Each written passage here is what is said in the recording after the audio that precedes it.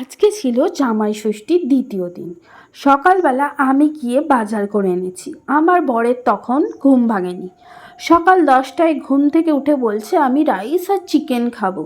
বাবুর শখ হয়েছে, বাট আমাদের তো তার আগে ভাত হয়ে গেছে। তো ভাবলাম না, চিকেন কষাই হোক। তার জন্য আমরা সবাই মিলে বাজার চলে গেছিলাম চিকেন আনতে গিয়ে দেখি যে সবাই শুধু মটনের পেছনেই লাইন দিয়েছে, আমরাই শুধু চিকেনের পেছনে। তারপর গেছিলাম মাছ বাজারে মাছ আনতে। লোটে মাছ তো নেই, তাই নিলাম না, চলে এলাম কিং ক্লাসে বরের হাফ প্যান্ট কিনতে, যেটা দেবে ষষ্ঠীতে আমার মা। তো অনেক কিছু দেখার পর ফাইনালি এই হাফ প্যান্টটা নিয়ে আমরা বেরিয়ে চলে এলাম। আর দেখো, আমি কিন্তু মাংস নিয়ে দাঁড়িয়ে আছি।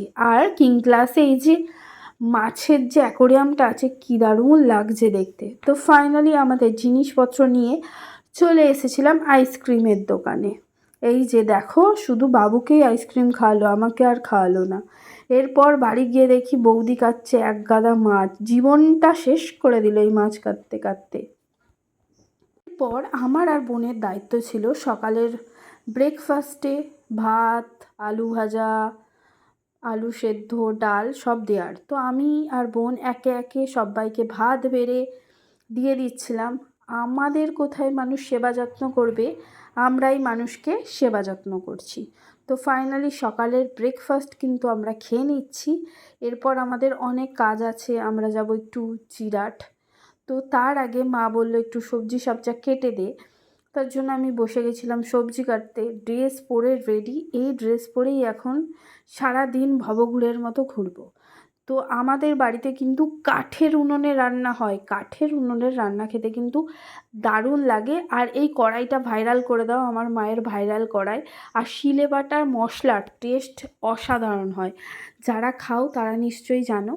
আর এই গরমে কাঠে রান্না করতে যে কী পরিমাণে ফাটে, যারা করে তারাই জানে। আমাদের বাড়িতে কিন্তু একটা অনুষ্ঠান আছে, তার জন্য কিন্তু এখানে প্যান্ডেল করাও স্টার্টিং হয়ে গেছে। আমরা এখন জিরাট যাব বলে আমি আর বোন সেই একই ড্রেস পরে স্টেশনের দিকে রওনা হলাম। ফাইনালি ট্রেনে উঠে পড়েছি। আর দেখো, ট্রেনে মোটামুটি ভিড় আছে। ষষ্ঠী উপলক্ষে যতটা ভিড় দরকার ততটা কিন্তু নেই।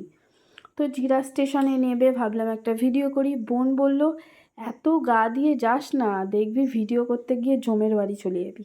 তাই রিস্ক নিলাম না।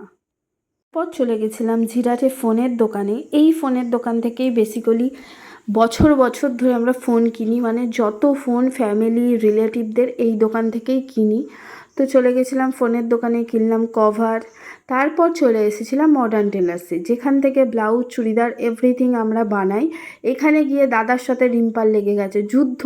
এই যুদ্ধ মিটাতে আমরা সব যুদ্ধ মিটিয়ে চলে এসেছিলাম স্টেশনে এসে রিম্পা শুরু করে দিয়েছে দাদার সাথে ঝগড়া করতে করতে একটু তোমাদের স্টেশনটা দেখিয়ে নিলাম। দেখো, স্টেশন কিন্তু বেশি ভিড় নেই, হালকাই ভিড়। ষষ্ঠী উপলক্ষে যতটা ভিড় দরকার অতটা মোটেও নেই। ভাই, ষষ্ঠী করতে গিয়ে কেউ যাচ্ছে না। এরপর আমরা ট্রেনে উঠে গেলাম। ট্রেনে দেখতেই পাচ্ছ অত ভিড় নেই। ভাই, কত টাকা গুনছে। তারপর আমরা ফাইনালি আমাদের সোমরাবাজার স্টেশনে কিন্তু নেমে গেছি।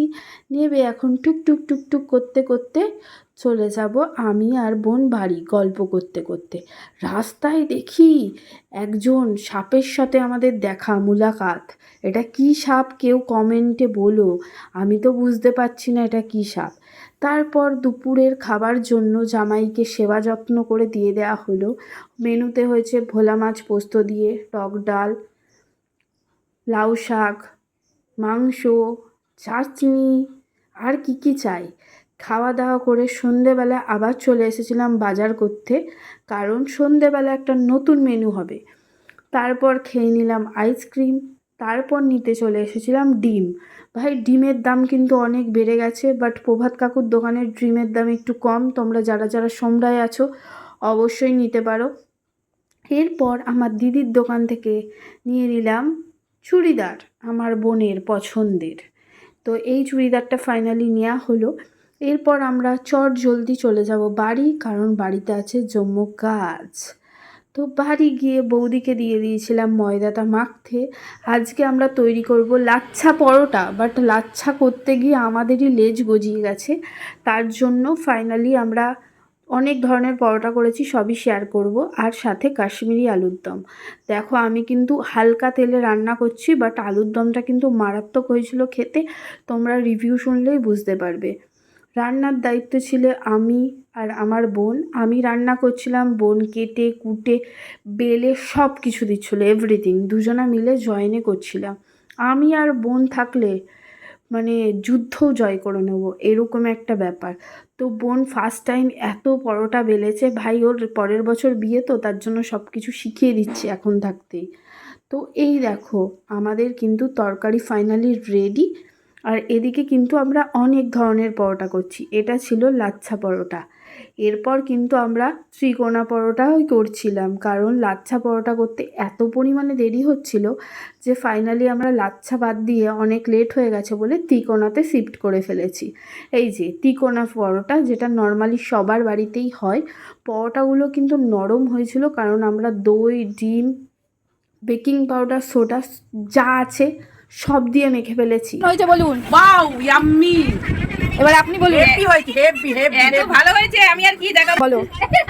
আমি আর দেখাতে পারছি না, আমি মানে এত খেয়ে নিচ্ছি, ফিনিশ আমার। আপনি বলুন।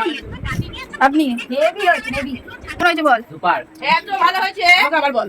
এত ভালো হয়েছে। ইয়াম্মি, দারুণ হয়েছে। একবার আসো আমাদের বাড়িতে, আমার বোনরা রান্না করে পয়সা দিয়েও লোক পাওয়া যাবে না, এত দারুণ হয়েছে। একবার খেলে আবার খেতে ইচ্ছে আমার কাছে খাওয়া নিচ্ছে। করে। এই রাতেই ভাবি এগুলো আমার কাছে খাই। নিয়ে নিয়েছে কাকে একটা। প্রত্যেকদিন আমি এত ভালো নিয়ে নিয়েছি, খেতে খেতে খাচ্ছি। চেটে মানে রিভিউ দাও, মুখে মুখে বলো।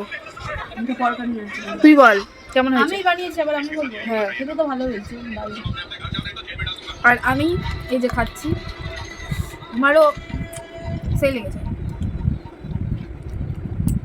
তোমরা যে যে খেতে চাও চলে আসো। টাটা।